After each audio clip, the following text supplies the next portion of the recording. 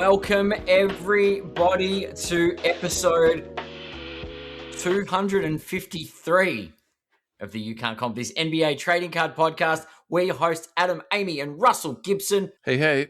I don't know what to say. For those that are watching live, yes, it's before Christmas. For those listening, it's well and truly after Christmas. Russell and I are obviously taking a little bit of time as everybody else is over this lovely holiday period. So, yeah, we figured we'd record back-to-back episodes and release them week apart so people's Sunday evening routines or Monday morning routines weren't disrupted. That's right. Is that a good way to explain it? I don't know. That makes sense. Yeah. So if anything happened in and around Christmas, we're probably not covering it today. We can say to people, Merry Christmas, though. We can. We hope you had a fantastic Christmas if you're listening after the fact. Hopefully your team won on Christmas Day or Boxing Day in Australia. I'll either be happy or sad. Hopefully future Adam didn't have too many beers on Boxing Day. Oh, there'll be lots of beers on Boxing Day, I'm sure. You better tell everyone what your plan is. It's kind of epic. Watch all of the basketball I possibly can is the plan. That's it in a summary. I'm very jealous of your plan, by the way. It's a lot of basketball. Boxing Day basketball is the best. And there's a bit of cricket in that, but irrelevant. Look, before we jump into the show, I'm going to make it a habit of shouting out to our listeners and saying thank you guys for tuning in. Yeah. And if you feel like our content is worthwhile, you're enjoying it and would like to support the show, you can head over to any of your podcast platforms. In the show notes, there's actually a link in the episode description that says support the show. And if you click that, you can make a simple one-off or ongoing contribution. It's kind of like just buy us a coffee, buy us a basketball card. Buy us a kaboom if you feel like it, if you're so inclined. That's right. Not that that's an expectation. Obviously, if funds are tight and you don't want to go and buy Russell and I a Kobe Bryant kaboom, you can also help the show by doing some really simple stuff. You can go out to our socials. It can be YouTube. It can be Facebook, Instagram, TikTok. If I left anything out, I don't think so. But our tag for all the socials is You Can't Comp This. So it's really, really simple. Like, subscribe, share some of our content, show you appreciate the content that we're putting out there.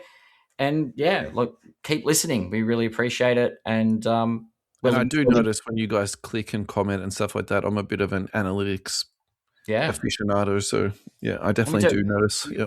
We personally try to respond to everything that we see in the socials. So, yeah, we do appreciate the support and thank you for an amazing few years. And we're looking forward to doing many, many more episodes. Yeah. All right. Now we can get into what's happening. This week's programming, we've got your letter from the to the FTC. We're going to retouch on that Wilt Chamberlain card. We've got a voicemail from Ryan at Gemrate. We've got a Jeff Wilson special for you. We've got a molten metal Michael Jordan. We're going to talk about a Charles Barkley card, Jalen Johnson, Topps buyback, Fanatics distribution, and we're going to talk about some breakout players from this year to round out today's show. So I think without any further ado, I know you're chomping at the bit to talk about this lovely letter from Patrick K. Ryan. Yes, Congressman Patrick K. Ryan did write a letter to the Federal Trade Commission in relation to the, an investigation into collectors' holdings and the way they've been aggressively acquiring their competition. Aggressively, yes. Yes. That would be the recent acquisition, obviously, of Beckett, but also touched on the acquisition of SGC. I'm not going to read the whole article. We can pop a link to it in the show notes. It's a 3-page document, but I think the most important part of this, and I was talking to Russell about it off air, is the way they've explained the hobby, and I think it's a really succinct way to explain why regulation is so important and why this lack of oversight and the concerns raised in this letter. So just to quote the second paragraph, the collectibles industry has evolved from a niche hobby into a sophisticated asset class where the financial value of an item is inextricably tied to its grade or certified condition. Third-party grading services third-party grading serves as the essential market infrastructure for this industry, providing the objective authentication and preservation that enables liquidity and price discovery. Yeah, some big words in there, man. It's a lot. Yeah. Because a single grade point can represent difference of tens of thousands of dollars in value, the integrity and independence of the grading process are paramount. Collectors' strategy of consolidation and integration has given it the power to manipulate the value of underlying assets, dictate terms to thousands of small businesses, and control the standards of an entire financial ecosystem. Now, that's a really, really well put way of my constant tirades about the need for regulation in the hobby and the concerns around the control someone like PSA has. Because if they're the sole regulator of the condition of cards, they control what our assets are worth. And it's not just a hobby anymore. With Wondershine in the picture, it doesn't matter who it is, these grading companies at the end of the day control what that slabbed bit of cardboard is worth. Yeah, they contribute to the market sentiment 100%. Well, they contribute over 80% of the market of the independent grading side of things. That's the concern. Yeah. Well, what I mean by that is it used to be BGS that dictated the market, and then PSA has been the game winner the last 5 years or so. They break down the percentage of the market share and everything, and it gradually, they said, with the acquisition of SGC and then following the acquisition of Beckett, they now control over 80% of the market, with CGC the only one with any real scale, and that's below 20 at 17%. So the numbers they cited there, I actually wonder what they mean by that, because is that what's been graded in the last couple of years, or is this what's in total that's out there across all of the different, sports and TCG and all the rest of it? Because I'd actually like to clarify that fact with Ryan, because I think that would be. I mean, I'm not going to argue with the fact that I think PSA's everything that's under collector's umbrella, collector holdings. So, do you know what I mean? So it's Beckett, it's SGC, and it's PSA make up for over 80%. Sure. So, and you see those grading reports every month that like those companies do represent well over 80% of the cards graded. And the only other blip on that is, we saw Tag into the field with Bugger All last month, but you also, and CGC is the only other one. So if over 80% of the cards graded are done by this one power, you can see how concerning that level of control is. And I'm not going to go into the next page where they go on to about why it's that 80% is so harmful. There's a bunch of really key points on the final page. I think it's summarized quite well. Can I just jump in for a second? Yeah. So I think what I was talking to you off air is like who wrote this article and who contributed to it, because unless this guy is a diehard card collector and also a politician at the same time, or I should say congressman, shouldn't I really? I suspect that someone who has a very close working relationship with, or someone has gotten to his ear and, laid out the workings and the machinations of the hobby. Because I feel like this is a very well-written letter. And you, I think, also probably correctly pointed out too that there would be a ghostwriter or someone who's writing this letter. So there would be sort of a small team that would have put this together. But there's no references to this letter. I was nearly called it an article because that's almost what it reads like. But there's no references to this letter. So I would like to know where they got their data from, and I would like to know who assisted the writing on this. Because, 100%. Because whoever did this has got their own motivations for putting this information forward and putting it public, right? Well, and I'll continue to use this whole asset class concept that now that we've got the Wondershines of the world jumping in, it doesn't have to be tens of $1 million of like conglomerates that are putting together like multi-million-dollar collections. There could be very wealthy people that are looking to invest hundreds of thousands of dollars and know a local congressman.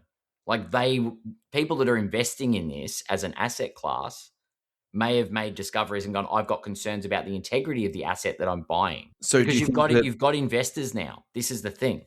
So do you think there's some people out there who have got high value BGS cards and now they're worried about them? Yeah, maybe. Or just hearing about the acquisitions. Obviously, people well, I say obviously. For me, if I'm investing into something, I want to do some research on it. So if I'm buying something, then I'm like, wow, that's amazing. It's gone up 700% in 3 years. This is crazy.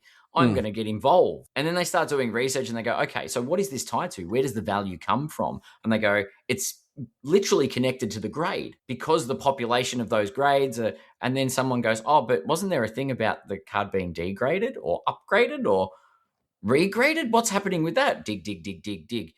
And I'm talking like savvy business people that are analyzing this relatively new asset class, we'll say, because it was a hobby. Regardless of the high value, it was considered a hobby. Mm.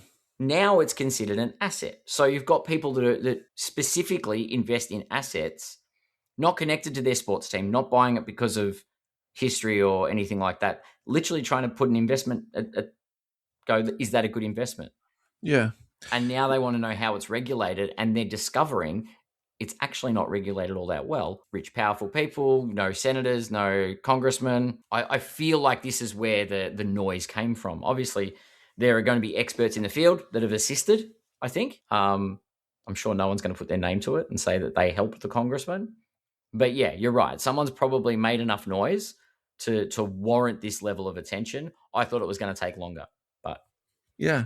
clearly it Do you hasn't. want to read through the next paragraph about the SGC stuff? Because I think that's actually quite relevant. And then there's something I wanted to talk about in the following paragraph after that. Okay, so is this the just the next bit where it says the The collectors? SGC acquisition serves as a cautionary tale for the pending Beckett transaction. Where are we? Oh, the literal next bit. Where are we? So in less than 5 years, collectors they've systematically eliminated competitors through serial acquisitions. The company acquired SGC in February 2024 and now has announced the acquisition of Beckett in December 2025. This pattern has resulted in a staggering concentration of power, indication that PSA holds 72 market share, SGC holds 8%, and Beckett holds 3%, which cumulatively, collectively represents 83% of the total market volume. Mm. The SGC acquisition serves as a cautionary tale for the pending Beckett transaction. Despite the initial assurances of independence, SGC's leadership departed shortly after the merger.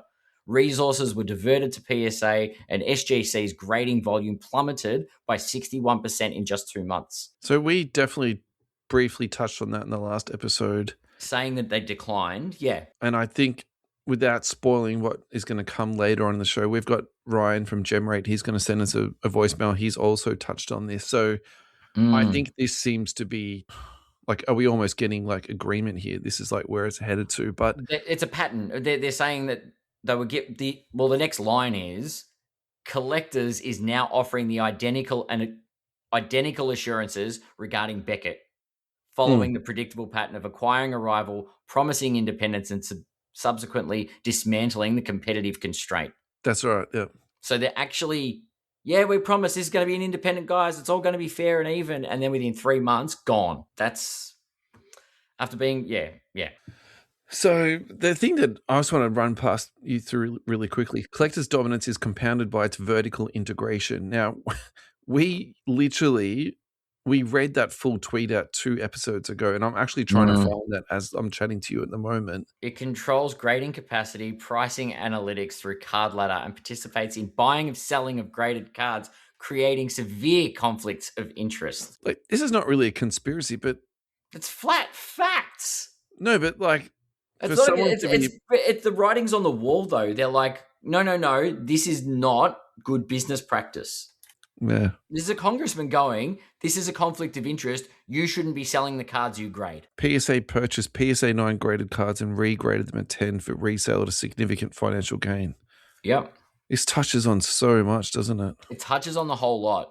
And PSA characterized the incident as isolated, illustrates the structural dangers of allowing a dominant grader to identify, acquire, and reintroduce high-value inventory before normal price discovery. It's market manipulation. By controlling nearly all large-scale grading platforms, collectors effectively dictates the employment terms for professional graders. This dominance suppresses labor mobility and makes it virtually impossible for new independent competitors to attain the specialized talent required to enter the market, thereby raising an insurmountable barrier to entry. So and then it comes under the request of the FTC, basically saying that it's a violation of Section 7 of the Clayton Act. I don't know what the American acts are, but yeah, the 2023 merger guidelines reconcile that a firm may violate the antitrust laws through a series of acquisitions that cumulatively harm competition, even if no single transaction independently triggers the liability. Yeah. So they're saying it's a pattern, and it's going to they're in a breach. Interesting. All right. Final thoughts on this ad? Final thoughts. I would give anyone that's interested in what the hell's going on and what the noise is about. We'll put the link in the show notes. You don't have to read the whole document. There's like a top 10 points kind of thing. They talk about monopolization, acquisition patterns, evading regulations, the erosion of competition, pricing, and the market manipulation stuff. So yeah. Very interesting read. It's not sort of faff. It's all seems to be based on evidence to hand. So, and this is all public knowledge about the acquisition and stuff. So, I mean, it makes it very puts it black and white for me. And for once, I think makes it very transparent about all the naughty stuff that PSA has sort of been up to, doesn't it? Really? Yeah, and even if they're not actively doing it, it's the fact that they've got the capability. They've got the opportunity to do it because of the position they hold. And that's the whole concern, right? Is if you've got that monopoly, you control everything, and no one else can break in to the market. So, look, I think it's nice. It's black and white. It's shining a light on the need for regulation in the hobby. And yeah, watch this space, I guess. Exciting times. Thank you to the Bagman. This ad is brought to you by the Bagman, ripping NBA case breaks weekly with fast weekly shipping straight to your door. The group is absolutely on fire right now. They recently pulled the Paulo Banchero immaculate Logan patch 1 of 1, which they sold the very next day for $60,000. If you want in on the action, head to the Facebook groups and search the Bangman. Also running a 1 of 1 bounty, which will increase $25 per break until it maxes out at 1K. Join the hype, join the hits, join the Bangman. Alrighty, we are back. How are you doing, Ad? Back with a vengeance. With a vengeance. We're good. We're ready for part 2 of the show. So part 2 is our Wilt Chamberlain conversation. Part 2. What's part 2 of the show and part 2 of the Wilt Chamberlain check-in? That is insane. Inception almost. Festive, you might say. All right. We wanted to do some further digging on this. You went and did some homework today. Tell us, what did you find? I did more homework today than I think I've done all year. I'm proud of you, mate. Thank you. The FTC stuff was a lot of fun. The Wilt stuff, I'm like, oh, maybe I just got a bit carried away. So it wasn't a 1 of 1 with PSA. It was just that because it was an SGC 10 and they crossed it over. Now the SGC 10 doesn't appear on any of the things. Yeah. So there are 4 of the Wilt in existence. Sorry, there were 4. So that was one of the 4. Yeah. So the one that was downgraded is the one that was crossed. That's what I wasn't sure about. When I found out it wasn't a 1 of 1, I got a bit down on myself. Yeah, I think we were a bit confused because our recollection was we were discussing it as a 1 of 1, but I actually went back and read. It is 4, yeah. The transcript notes from our episode. Because remember the timeline. The timeline was it was graded as an SGC. We talked about it on the pod. Yeah. And then it came back as a... And then it was crossed over to PSA. So I think that's why in our heads we were thinking it was like a 1 of 1 when... Yeah. In fact, the pop on it is 4. So yeah. It's good that we somewhat had our ducks in a row on that. But all right, so let's talk about this. So where are we at with this, with terms of value? What else do you want to talk about? It still doesn't make any sense to me. Like I think we should have just corrected that it's not a 1 of 1. It was genuinely, there's no conspiracy with PSA making up 4 cards. We've now got the clarity. There isn't any history. Right. That's what you're a bit worried about. But there's the whole fact that it sold for 1.7. The card sold for 1.7 million, and that was the SGC 10. That it's become a PSA 10 and is now a PSA 9. So it's really confusing. I still don't understand what sparked this review and why someone that has a PSA 10 would want it reviewed and downgraded. No, I think that's two separate events because, well, what was said to us from TJ is online, he said this to me in DM, is that the card was graded at least 20 years ago. So it's not the one from SGC, it's one of the other ones. It's a different one. Okay, there we go. Just to clarify that, yeah. Cool. So it wasn't the SGC 10 that was turned into a PSA 10 and then turned into a 9. It was a long-standing 10 that has now been reviewed for whatever reason because it's an old label. Like, I'd still like to know why the... Okay, so what I said to TJ online was, from what I can gather, the card was graded several years ago. He replied to me, yes, about 25 years ago. Okay. So why would I want... Is he trying to get a PSA 11? Why would you do that? Is it insurance purposes? And I asked him, did it needed to be re-encapsulated? I thought maybe the slab was damaged, was sent to PSA. Okay. Yep. No, it wasn't needed to be. It was reholded for the August 25 auction at Heritage. Then I said, did PSA automatically review the card when they re-encapsulate it? No. Sometimes they inspect cards again if the slab is cracked. That wasn't the situation this time. The current owner asked for the card to be reviewed. Something's up. I mean, anyway, I'm sure something will come to light. It's just bizarre. But if you look at your card in a slab and you're like, this doesn't, like, it's clearly off left to right, which I think that was what the issue with this card was. Okay. And you are trying to sell it and you're trying to be, transparent about it. You don't want any issues coming back. Yeah, okay. Yeah. Would you do that to make sure that there's no faff later on? So instead of selling a card that says 10, but you're a bit worried it might come back a 9. Yeah, okay. I can see that. I just... Like, maybe this dude is actually like an honest guy in the hobby and he's trying to do the right thing. I guess that's the problem, is we've heard so much of the other stuff. We're so skeptical, and I think we're in such a negative space around like where we are at the moment. All right. Agreed. Okay. Why don't we actually try and spin this into a positive? Okay, so maybe this dude is just trying to do the right thing by the next person at the Heritage auction. How lovely is that? Like, that's great. How good is the world we live in, Ad? It's good. It's great. So lovely. All right, let's listen to Ryan from Gemrate's voicemail. Yes. And this is to follow on from basically the PSA acquisition. So we're going back to the first segment of the show, but that's fine. Yeah, that's fine. It's good. Hey guys, happy holidays. Hope things are well. Just wanted to touch base real quick and send you over a few points on the collector's acquisition of Beckett. A few notes. One, I think in general, people are pretty skeptical given what just happened with SGC. I think people were kind of hoping that the collector's holding company would invest in the SGC brand, and obviously it didn't play out that way. And I think people are pretty skeptical that there's going to be any investment in the Beckett brand. That said, I think they're very different brands. The SGC brand was significant, but with a smaller audience, much more vintage oriented, where the Beckett brand there's a lot more nostalgia for it for the 35 plus crowd. Not only that, Beckett also has a brand that sort of extends to things like media. I think the media angle could be interesting for collectors here to sort of use it as a way to advance the conversation, educate new collectors, and just sort of alter hobby engagement a bit. Beckett has a lot of opportunity to sort of be refreshed from an operations and technology standpoint. And so I think there's some room for optimism there that it's a lot more similar to the PSA story when it went private by Nat Turner and co.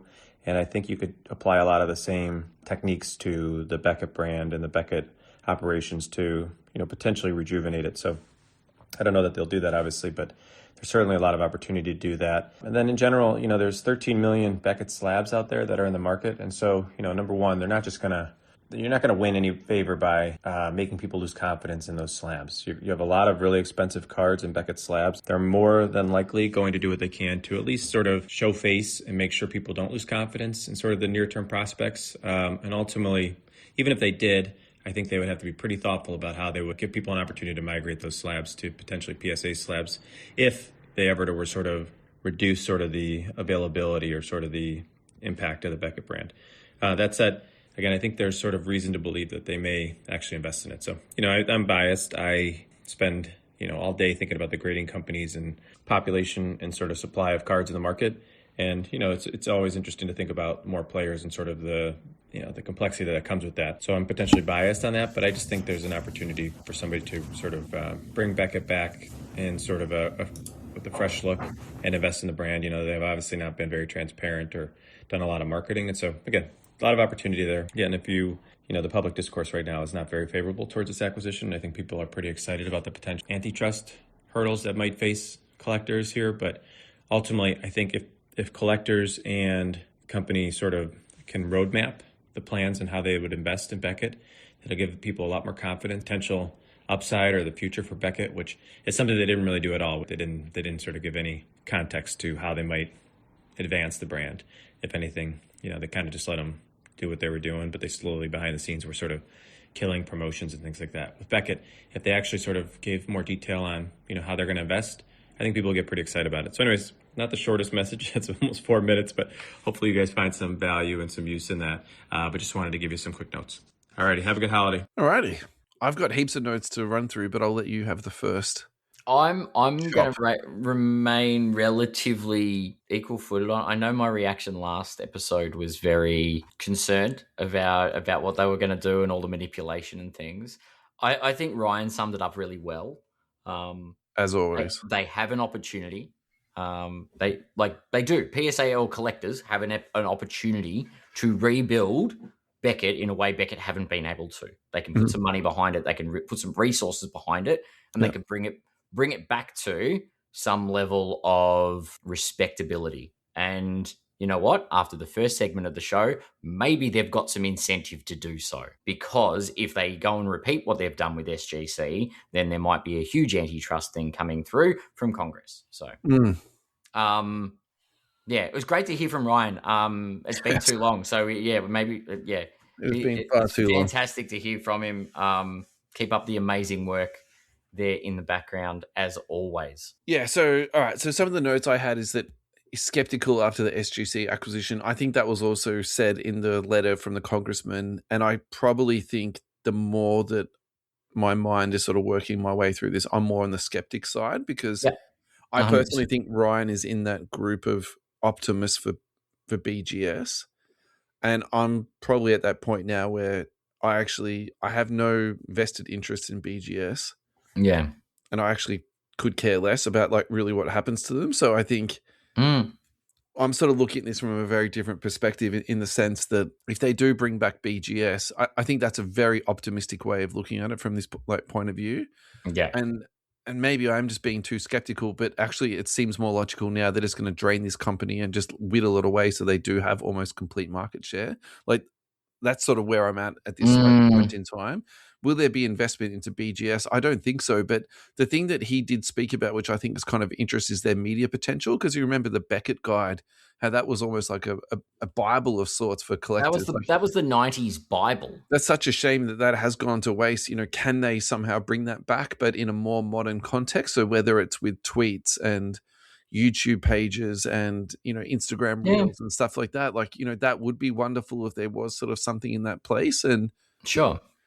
And it's really funny, isn't it? Like, think about how many Instagrammers there are and how many influencers there are. Like, dare I say it? We're going to talk about Jeff Wilson in a second, but wouldn't it be great if there was that sort of really knowledgeable source just dropping knowledge on us twice a week? Look, as much as the integrity side and the skepticism does resonate a lot with me, I'm going to sit back and hope, and hope that the powers that be do realize that the writing's on the wall now, especially now the spotlight's been shone on them, that it's in their interest to rebuild Beckett. Yeah. I actually think they may have already destroyed SGC, but here's an opportunity to build Beckett and do the right thing.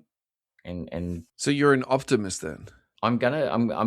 I don't think if this letter to the FTC if it hadn't come out, I think Beckett would have been ridden into the ground. But I think now that this letter's surfaced, Beckett might actually have a shot of being rebirthed by. They'll just do it in a more sneaky way, right? Well, they'll be forced to, right? Like it's a PR exercise now. All right, so just hear me out on this. So Ryan said 13 million Beckett slabs, right? Mm-hmm. In that article, it says 366,000 Beckett cards. And this is what I'll say. But that's grading numbers, right? That's recent grading numbers. 13 million's over the years and years and years of Beckett. That's what I'm saying to you, Ad. So where do there's no references in this article, right? I think context does matter. And so that's what I'm saying to you. Okay, so you mean the letter to the FTC. I think it's all That's what I current. was saying to you. Like, what are they talking about? Are they talking about the last year? Are they talking about the last 2 months? Like, what are they talking about? Because, like, I think 13 million it's obviously very different to 366,000. But you know what I'm trying to say, right? Yeah. Yeah, but most of Antitrust the hurdles. older cards, right? And you remember what it was like back in the early 2000s, back in the 90s. Beckett with PSA. We didn't get PSA 10s. It was BGS 9.5s. Yeah, for real. Yeah. But yeah, the antitrust stuff I think is going to We've have a touched big on that. bearing on this. The Yeah, collectors' roadmaps to investment, I think that's a very good point. And again, if they did have a social media platform, that is something that they could entice people with to sort of, bring us, even if they're false promises, look, give us they something need. to hope for. Yeah. My view is they need, in order to save a public relations nightmare and a Congress level dealings with this FTC investigation, Yeah. they need to start going the other way. Yeah. Stop being the aggressive monopoly and try and create a nice, harmonious hobby environment. Because if they don't do that, they're going to get investigated and shut down. Yeah. Thank you to Neon Trading Cards for your ongoing support. Go to neontradingcards.com. There you'll find a huge array of breaks, soccer, NBA, MLB, F1, AFL, NRL, WWE, and Marvel. Find Neon Trading Cards on Whatnot. They are one of the 3 Australian repackers on Whatnot, and they are also one of the only Tops and Fanatics direct breaking partner in Australia. So go check them out, neontradingcards.com, for all of your breaking needs. Now, also specific to this week, just keeping in mind when this is recorded and when it has gone to air, I hope you guys really enjoyed all of their Christmas Day streams and you got onto that. And don't forget, they will be streaming and running breaks every single day of the holidays. That's it. So don't forget to check in with Neon Trading Cards. Have you all got your over Topps this Chrome fix? holiday period. Yeah. Alrighty, we're back. And Adam, we're just going to go straight into our new segment. You love doing a recording, don't you? We've even got a little recording intro for it. Jeff Wilson, yodeling, hee, ooh, Jeff Wilson.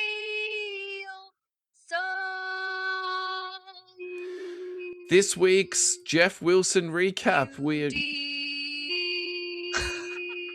We're going to head over to Jeff Wilson's Twitter and see what is Jeff Wilson up to this week. This scallywag of the hobby. What's he up to this week? He's taken a tour to New York City and he's gone to Dave and Adams and he's got his finger pointing up into the air and he's smiling. That's the end of this week's Amazing Adventures with Jeff Wilson. Thank you, everybody, for listening. I hope you enjoyed this week's check-in with the internet goat, Jeff Wilson. Alrighty, our next topic we're going to talk about is the Michael Jordan 1998 Molten Metal. Hang on a second. Is you only want to say that he went to David Adams? Is that it? He went to New York. Pretty much the highlight. Pointed up in the air. That's pretty much his highlight this week. Didn't put his foot in anything. Didn't say anything stupid. Well, we already highlighted that last week, but we just didn't have the introduction. I thought the stupidity was a weekly thing. Great to see a big card store in New York City. What do you think? That's the most intelligent thing he had to say. Fair enough. Okay, let's get back to that, Jordan. Yeah. 1998 Molten Metal Michael Jordan, number 41, Fusion Titanium, numbered to 40, graded by the former Titan BGS, last sold for $433,100. That's a lot of money. We have spoken about this card on the show, and I want to go out to a limb and say that we spoke about the last sale, which was midway through 2023. I thought we spoke about this card in 24, so it's possible we spoke about a different graded sale. Yeah, true. All right, I'm pretty sure you know what I'm going to say about this already. I'm like, my head is just a bit messed up with all these Jordans that are selling at the moment for these crazy prices. So I think I'm just going to leave the floor to you. It's a good looking card. At least it's gold. Gold signifies value, right? So I think it's a great card, but it's the price tag, Ed. Yeah, but this is the world we live in. Like this kind of stuff was readily available for, what's the price? You could have bought this for $200,000 a little while back. I mean, if you're a finance guy, you'd be licking your lips, right? Like, to make that much profit in such a short period of time. But this goes back once again, and I'm not going to do this every time we talk about price spikes, but this is why there are people investing into the hobby and then saying, where's the regulatory controls? For sure. Like, that value is tied to that BGS 9 value. Can you imagine the value if it's a PSA 10? And that choice is owned by collectors. Yeah. Actually, what I do want to do, though, is just go back to last week and also the week before, we had that Jordan PMG that sold. So just really quickly refreshing, the PMG was BGS 8.5. It's numbered to 90, and the pop on the PMG is 11. That's sold for $650. So in contrast, we've got this card for $433, population 7, it's numbered to 40. So I suppose when you look at it like that, actually that probably makes it a little bit easier for me, because if you're just doing like the pure numbers game, actually there's a bit more value in that Fusion Titanium as opposed to the PMG. I think there's a lot of value in it, and there's a lot of relativity there to it, because these cards weren't easy to come by. Yeah. I think I'm so stuck on the PMG's fizzled corners though and edges. Yeah, like, this actually doesn't look like it's got fizzled corners and edges. That's what I'm saying. Like, so the sexy Titanium, card. I prefer the aesthetics of this card again. Yeah, okay. Yeah, I can see that. I like it. I like it. Anyway. All right. Well, that's another Jordan for us to admire. To froth over. Do you think that's a Wondershine purchase? Ooh. No. Yeah, I don't think so either. But that said, maybe they've been listening to us and they've started paying odd numbers to get us to off mess the with scent. us. Yeah. I don't think this fits their Wondershine criteria. Listening to our show. Well, definitely, I don't think they're listening to our show. No. Yeah. Do you know what did freak me out a little bit before, like put my conspiracy hat on, was that vertical integration thing. I want to find that tweet now. I reckon they've either ripped off Twitter. Yeah. Or it's the same person that tipped him off. Possible. A lot of angry people wanting regulation in the hobby. It wasn't me, by the way. I think this is a congressman. I don't think people need to listen to my conspiracy theories live on the show. I think this is an off-air conversation. Fair. Just the whole regulation thing, it wasn't me, is all I'm saying. I did not know the congressman. I don't believe you. Charles Barkley, star card. So I think the more famous card from this set, obviously, is the Michael Jordan card. 1984, Charles Barkley base, BGS 9. So again, we're talking about like 3 massive BGS cards in a row here. Yeah. Population 195. Notched a new high when it sold for $5,400 via fixed price with eBay. Very nice. All right, I'm just gonna take the lead on this one and just go first. I'm just gonna push in here. I love this a lot. I actually think that's an absolute bargain. And I think if you're identifying particular cards in a set which you think has got potential to go up in value moving into the future, this is an absolute no-brainer. We've already seen it with the Jordan rookie card when there was, for a very long period of time, where the Fleer card was more expensive than the Star card. That narrative has completely flipped around now. And so, yeah, like there's not a lot of, like you can get heaps of Barkley autographs now, like he signs a lot. Yeah. But sort of between ultra modern and like, yeah, there's some nice 90s inserts. But before that, in the 80s, it's like not a lot. There's not much at all. This is it, isn't it, really? Yeah, 100%. What do you think about the photography on this card, though? It's very basic. Yeah. But that's what Star and Fleer were back then. They were, like, no offense to them, like stock images. They were analog cameras. It wasn't people on digital like lenses getting a billion shots. Like it was actual photographers trying to get. Like the quality of that photo is about as good as my Jeff Wilson intro. Sure, but the technology it was taken on was, I think you've got to give credit where credit's due. Back when that card was made, A, I wouldn't have been allowed to use a camera because I would have been that young. But B, the cameras in use were the old wind, click. You get 24 exposures and they were real pros back then, weren't they? That's it. They had to get the photos developed. They had to get some action. Like, if they went and got a bunch of action shots, got them all developed to figure out which one was the image. Yeah. So, like, going back to what technology they had, I think that's not a bad shot. We used to get a lot more. They've got drones that fly around the court these days. Like images of them shooting free throws. That was like the cleanest shot you used to be able to get, right? Or them dribbling the ball. You're right. The action shots these days are just out of control, aren't they? Look, I like the design. Taking photos, I like the design. I hate the holder. I love the price. I think this is just like a fantastic. It's a nice bit of history. How's that? It's a really cool card. I wonder what these are going for in PSA. Interesting. The Star ones, probably a little bit more PSA. Yeah. Alrighty. Yeah. We are going to do a Jalen Johnson check-in. Alrighty. There is a few sales here though. So there's a few Raws that have sold. Mm-hmm. So we're talking about raw silver prisms. I probably don't need to clarify that, but just in case, $41, $38.90, $39.89. There's a cracked ice for $15.30. There's a green for $13, an orange for $15. Here we go. This is a nice one. The rookie blue number to 199 PSA 10. That sold for $559. Whoa. Let's just use that because for the time being, unfortunately, we can't find him on the actual card ladder. Which card ladder? Get your act together. Get this guy on the register. Fair. Buy, hold, or sell at $559. Ad. Where are you at with this guy? I'd sell at that price, but Okay. that's the one to 199. Yeah, no, it's probably still a sell. I don't know. I don't see him as like a top of the league kind of player at this stage.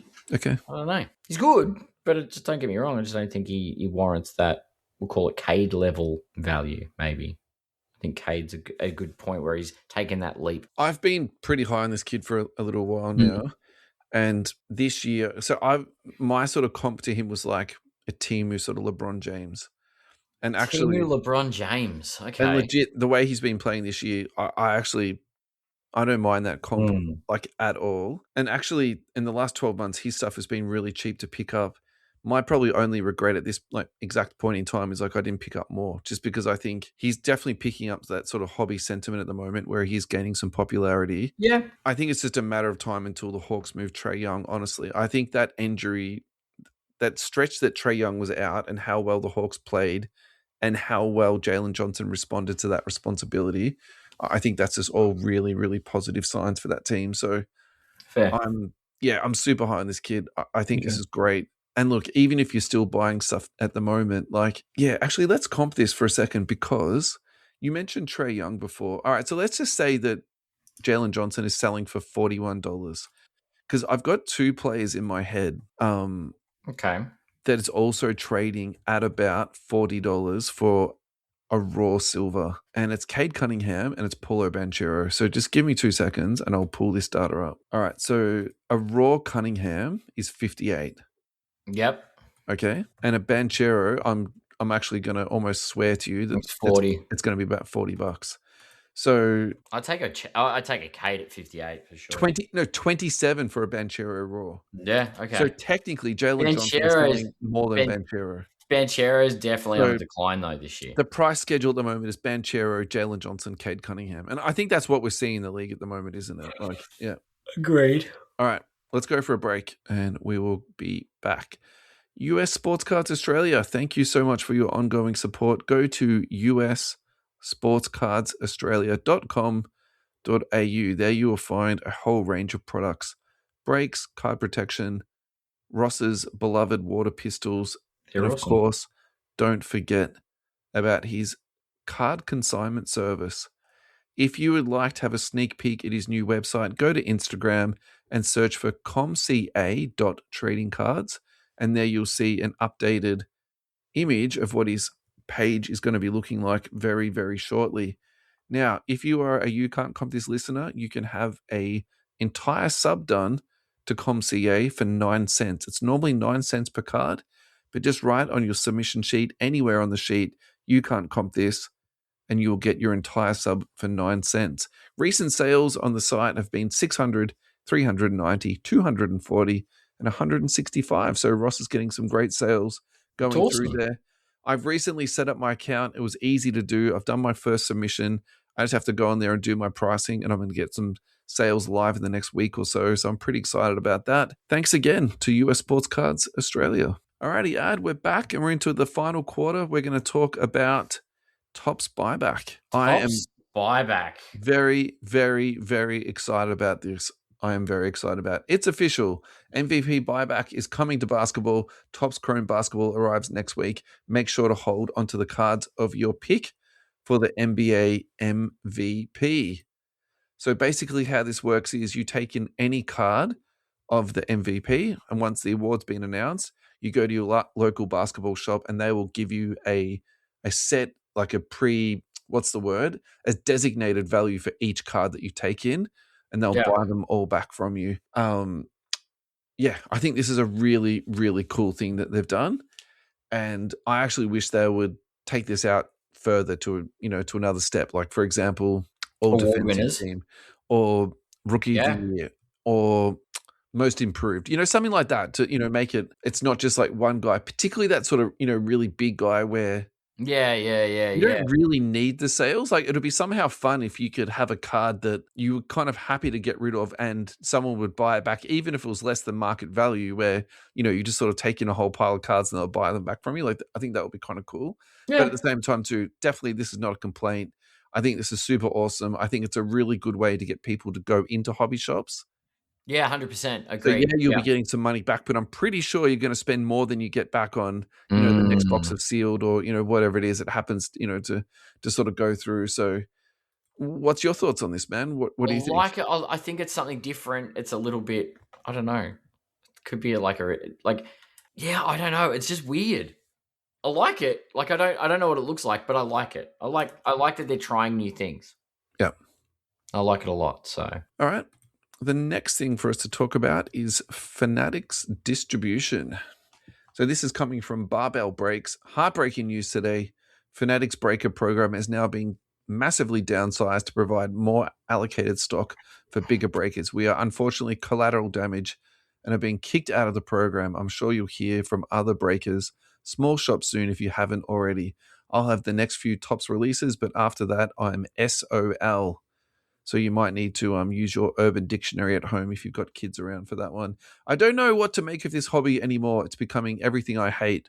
Greed and legit gambling has moved to the top. I've got quite a bit to think about, but I think once April, May rolls around, I'm done for good. I absolutely love breaking for you guys, so I'm gutted. I just don't know if I can support a company that poops on the little guy to make a few more bucks. All right. So I think for some sort of context for this, since this person put out this post, I think a lot more people have put up their hands and said, I'm also included in this downsize.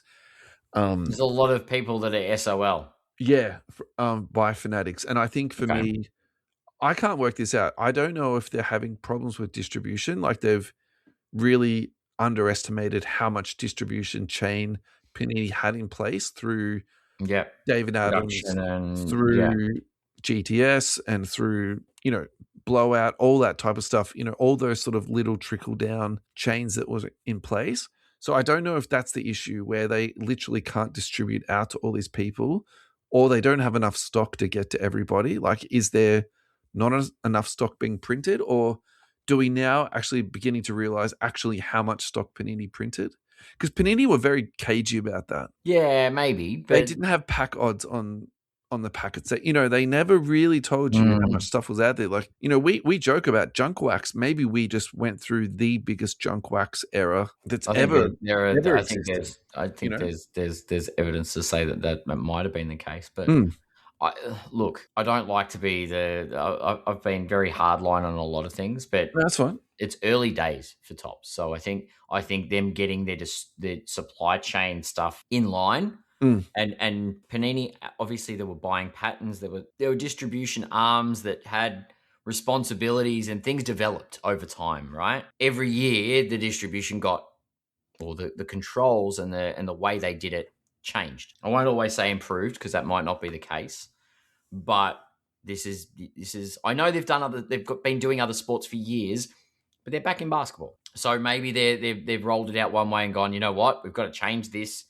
But you can't change it in the moment. And you've got to plan these things out months in advance. So I think the damage is done for the first few releases.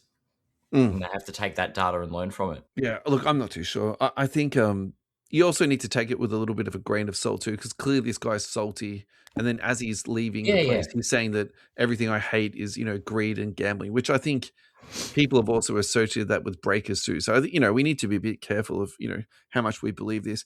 I will say, though, that there is a number of large, very reputable breakers in Australia that now do not have tops, and literally are saying the same thing as this guy. Like, what do we do next? We're not getting allocation. So now what do we do? And I think this is a real thing. I think the landscape of breaking is changing dramatically in front of our eyes. And if this is true, we are now going to be forced to go to all of the allocated breakers, which is going to be filth bombs, which is going to be backyard breaks, which is going to be the Fanatics platform. And I think, more local to us, it's going to be Berry Collectibles. And it's going to be, of course, our sponsors, Neon Trading Cards. Neon, right? Of course. Yeah. But do you know what I mean? Like, ultimately, this is like what the landscape could very well look like. Whereas Yeah. we had a lot more, and I'm going to include myself into this, the mums and dads breakers who just did it as a hobby and enjoyed opening their one or two boxes a week. I think all of those amateur guys are going to be erased. I think that's potentially what could be on the landscape here. And I think there'll be a downturn, but I think there'll be an adjustment. I think there'll be a course correction, and I don't think they're going to let that section of the hobby die. That said, you can't, like when Tops were around last time, and this is going back quite a ways, breakers didn't exist. When Panini started, breakers didn't exist. The way we open product now is very different to how we open product in the 90s. Do you know what I mean? Like, I would go out and I would save up and I would buy a box of cards, whatever it was. Like, do you know what I mean? Like Fleer Ultra. I would save up and I would buy a box of Fleer Ultra. And I would get my 1 per box card and I would, do you know what I mean? Yeah, I hear you loud and clear. Yeah. And now when I came back into the hobby and breaking had sort of just taken off, it was pay an amount of money, watch someone break the whole case and get the hits. Yeah. Didn't even get the base cards. Like it was like there was the amount of change this hobby has gone through in the last decade is significant. Crazy. Yeah.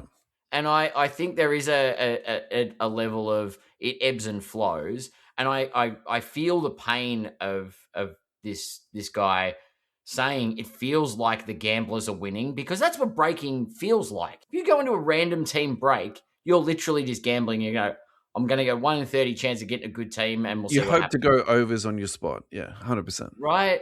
It's a different type of raffle, but that will adjust. We went from case breaks to box breaks.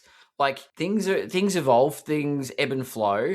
Geez, we've had repackers enter the breaking field. Do you know, like, people are trying different things, and I think now that Topps, as I said, we've only seen a couple of releases. Let's see what the production looks like when the dust settles, because they need some tangible sales data for this market. And I'm not defending them. I'm just saying they're not just going to let distribution die in the ass. Yeah, but I think logically, if you're cutting people out, that means you're pretty confident what you've got, you're going to be able to sell. So you've got a limited supply. Sure. Or other people can fill it. Yeah. Or they're saying, okay, so as I said, it's got to be forecast. The production has to be forecast. So what they've done is they've produced a finite amount and they haven't been able to fill orders, and they've gone, oh shit, we have not produced anywhere near enough cards. But what they have to do is it's a 6-month production line. Like the next lot of distributions in production. They can't go and make twice as many cards because there's a production line that cuts off at a point. Mm-mm. And they're saying, oh shit, demand is super high. We need to make more. What do we do? We're buying buildings. These things will take time. I think there's going to be a correction, and I think they will open up distribution. And to be fair, once the dust settles. To be fair, that also happened with Panini too. There was a point when demand, grossly outstripped supply, and you can make a pretty strong argument that was 18-19, and then they adjusted. And then after that, they printed the life out of that stuff. I think we have to touch on just one more thing here, because I think this is really important. for sure. It's not just breakers they'll be cutting out too. It's going to be hobby shops. 100%. That's probably the one where I feel, it's not that I don't feel badly for breakers. Like, that's not what I mean. But I think breakers will find a way. Breakers will find a way to break product, right? Let's use like EJ cards. And this is, I'm just using them as an example, and I know nothing, right? But they're paying rent, they've got their employees, and now if they're not, and I'm not saying I know this at all. I'm just using it as an example. Let's just hypothetically say now they're not getting their allocation. Like that's, I think that's killing their business. There's no other way to say that. And I think that to me, that wasn't part of the manifesto. Let me put it to you that way. Agreed. That's not what they pledged. I'm not defending that at all. That's the part of it I hate. And I think if there's one part of I agree with, this is the greed part. Like, is this really what we want from our hobby? And this is the thing. Like, I don't know if they've thought about it, but I don't want us to become Pokemon in the fact that the people that actually the grassroots collectors can't get their hands on the product because there's not enough product.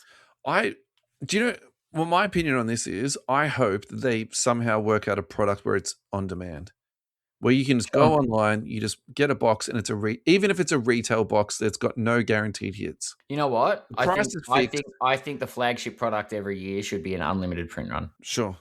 But like, I think hobby, you still keep all your hobby hits in it, but just say you're buying Sure. blasters or megas, whatever. No, but the retail product Yeah. doesn't come with the numbered stuff, and you just print the shit out of it. That's right. Yeah, It's just for kids to collect sets.